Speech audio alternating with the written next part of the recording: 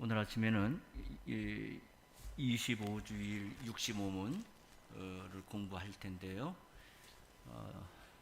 This morning and we have studied Lord's Day 25. So 65문 함께 읽고 그 다음에 공부하겠습니다. 65문입니다. 오직 믿음으로만 우리가 그리스도와 그의 모든 은덕에 참여할 수 있는데 이 믿음은 어디서 옵니까? Answer.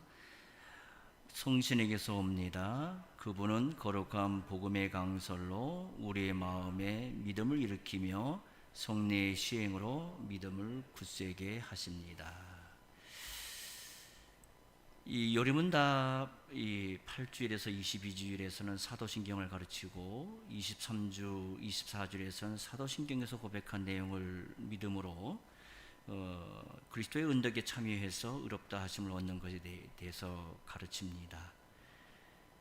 그리고 나서 이제 25주일 오늘부터 이제 32주일까지는 이제 성례에 관해서 가르치는데요.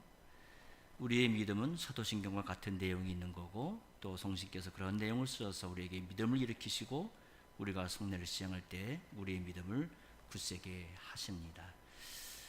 Today we have studied question 65 and our faith has the same content as the Apostle Creed and the Holy Spirit uses it to build faith in us and to strengthen our faith as we partake of the sacraments.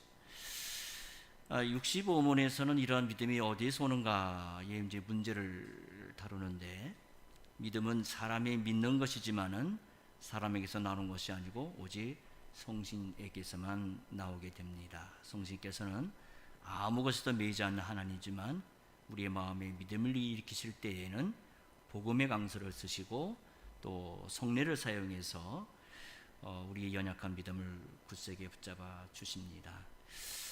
그러니까 믿음의 기원이라는 것은 우리가 아니고 성신 하나님이십니다. 그래서 성신께서는 이 믿음을 일으키실 때 두 가지 방도를 우리에게 사용을 하시는데요. Question 65 addressed where these beliefs come from. Faith is what man believes, but it does not come from them, but from the Holy Spirit. The Holy Spirit is an unbound God. But when He stirs faith in our hearts, He used the preaching of the gospel and used the sacraments to help us overcome our weakness and strengthen the faith. So, the origin of faith is the Holy Spirit, but the Holy Spirit used both of the word and sacraments. 그럼 먼저 믿음의 기원을 보는데 이 믿음은 사람에게서 나오는 것이 결코 아닙니다. 어떤 사람에게 이제 그 선천적으로 종교심이 많아서 믿을 가능성이 있어서 잘 믿게 되는 것도 아니고 또 실패해서 그만큼 연약해지기 때문에 복음이 잘 들어갈 환경이 조성됐기 때문에 믿는 것도 아닙니다. 가끔 이 신앙 간증하는 사람들 얘기 들어보면 그 뭐 실패해가지고 하나님께서 그렇게 막 실패로 몰아넣어가지고 결국은 자기를 그렇게 예수 믿게 했다, 뭐 어떻게 사명을 줬다 이 얘기를 하는데 믿음은 그렇게 시작되는 것이 아닙니다. 이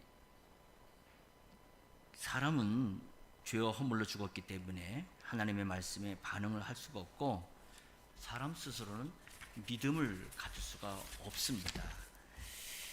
믿음은 하나님에게서 나오는 거고 이 태초에 그 말씀으로 창조하신 하나님께서는 동일한 창조의 말씀으로 죽은 우리를 살리시고 믿음을 주셨습니다. 우리가 믿기 때문에 우리의 믿음이라 이렇게 말할 수도 있겠지만은 믿음은 성신의 선물로 주신 거죠.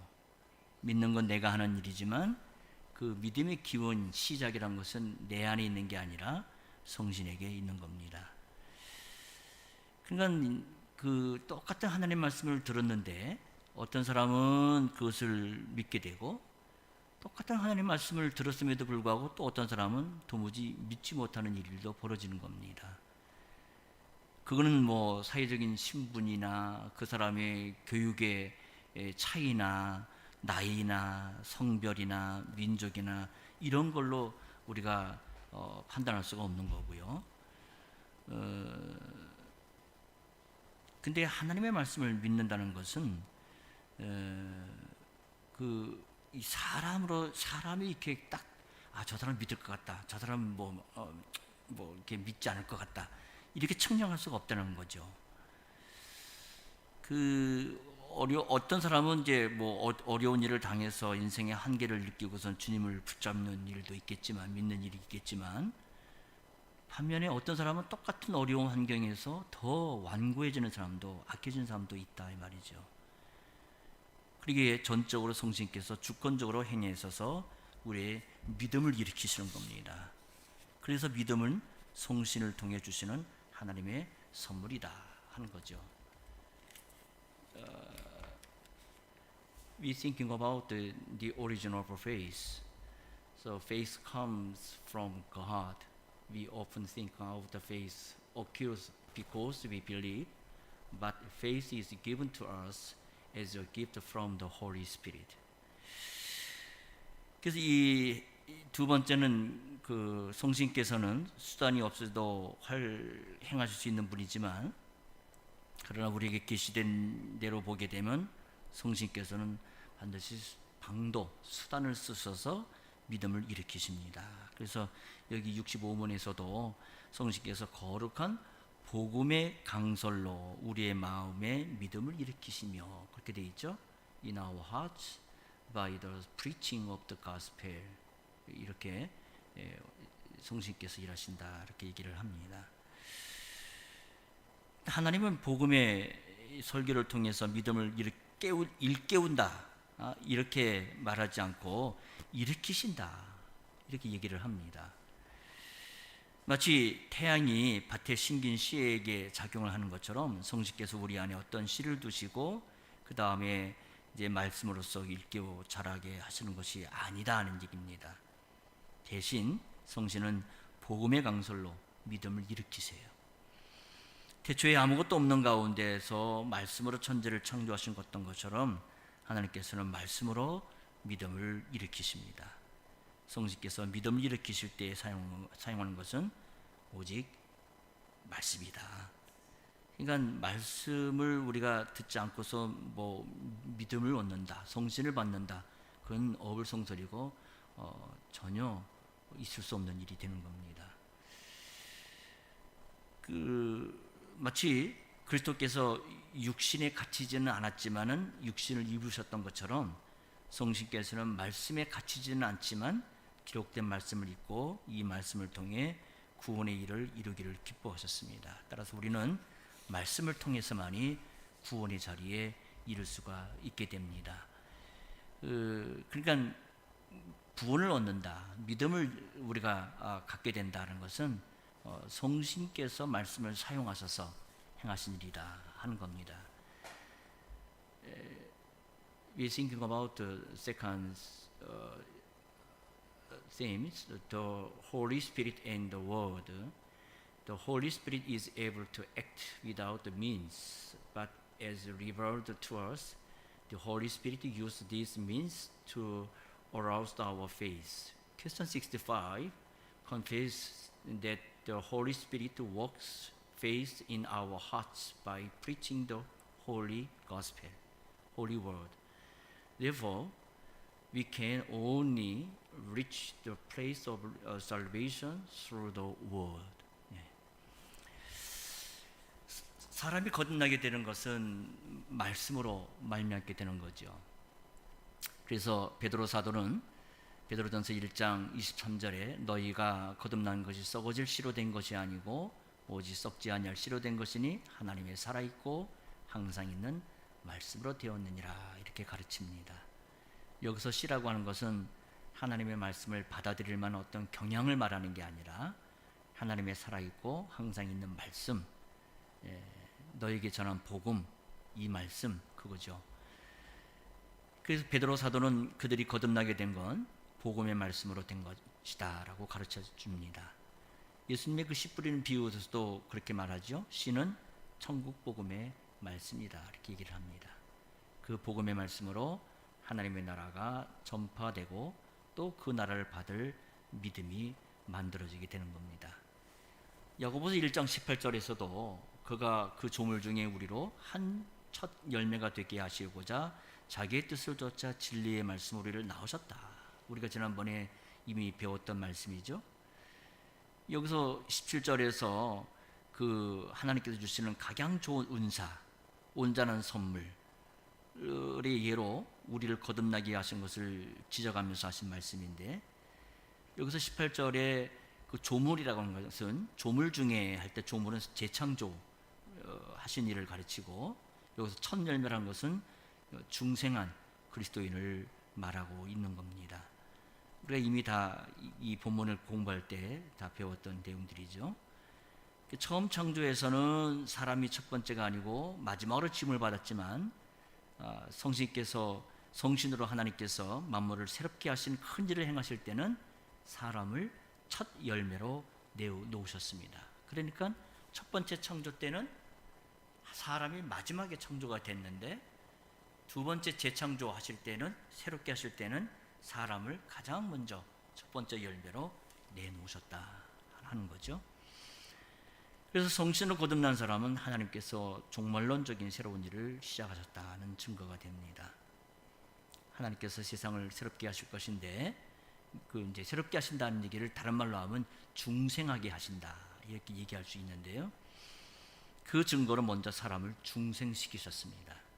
따라서 우리의 중생은 개인적인 문제가 아니라 하나님의 경영 가운데서 첫 번째 열매로 이루어진 일이 되는 겁니다. 이런 사실들을 우리가 바르게 할 때 우리는 개인주의적인 생각에서 벗어날 수가 있습니다. 중생의 시간과 장소를 따지는 것은 내가 언제 믿었는가, 내가 언제 중생했는가, 어디서 내가 중생했는가, 그 구원파들이 그렇게 묻지요. 그래서 당신이 중생한 사실을, 그 날짜와 장소를 모른다면 당신은 구원받지 못한 겁니다. 이렇게 정죄를 해버리죠. 거기에 많은 개신교인들이 흔들거려서 내가 내 중생한 날짜를 모르는데 그럼 나는 구원받지 못했나? 이렇게 이제 흔들거리게 됩니다. 근데 그것은 지극히 자기를 중심으로 생각하는 어리석은 말이죠. 세상의 중생의 첫 열매로 말씀으로 우리를 낳으신 것을 먼저 생각을 해야 됩니다. 중생이 선물이지만 또 진리의 말씀으로 되어지는 일입니다. 보좌에 앉으시니가 보라 내가 만물을 새롭게 하노라 말씀하실 때 천지가 새롭게 된 것처럼 지금도 진리의 말씀이 전파되면 첫 열매를 맺게 됩니다. 이 점에서 창조도 말씀으로 이루어진 사역이고 재창조 역시도 말씀으로 이루어진 사역이다. 이렇게 얘기할 수가 있습니다. 하나님께서 영혼을 구원할 바 마음에 심긴 도로서 우리를 이 세상에서 구원해내시고 새로운 창조의 첫 열매로 삼으신 겁니다.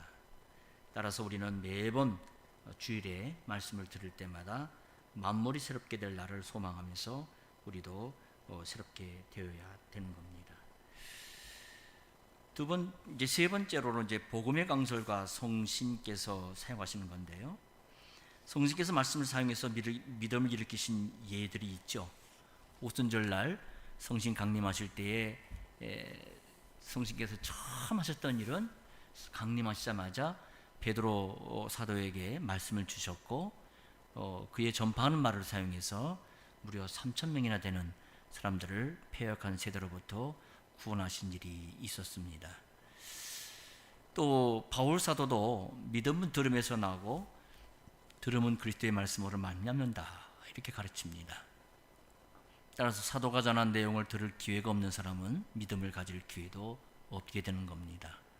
그렇기 때문에 복음을 전한 자의 발은 아름답습니다. 성신께서 부르신 사도에게 말씀을 보내주시고 또 그의 전파하는 말씀을 통해서 이처럼 믿음을 일으키십니다. 그래서 강단에서는 사도가 전한 그 복음이 강단원에서 전파가 되어야 되는 것이고, 그래야 우리 듣는 회중들이 그 말씀을 통해서 믿음을 일으킴을 받고 또 구원의 열매를 맺게 되는 거죠. 이렇게 성신께서 복음 강설로 믿음을 우리에게 일으키시는데, 어디에 믿음을 일으키시냐? 우리의 마음에 믿음을 일으키신다 그랬죠.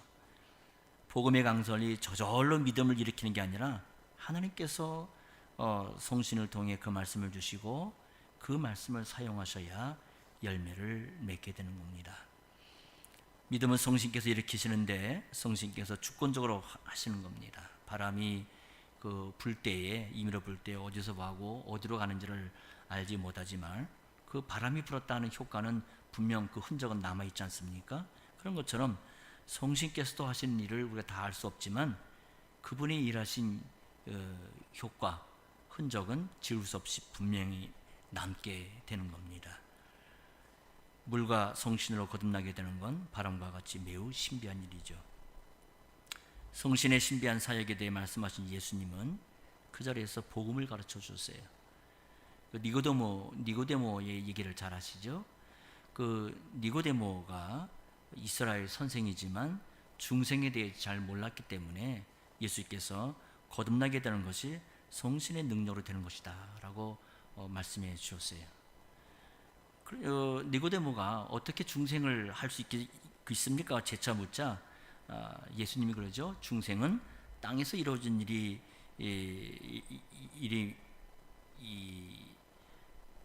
일임을 말씀해 주시고, 모세가 광야에서 뱀을 든 것처럼 인자도 십자가에서 들려대고 그걸 믿는 사람은 영생을 얻도록 하시는 것이다. 이렇게 요한복음 3장 14절 15절에 말씀하십니다.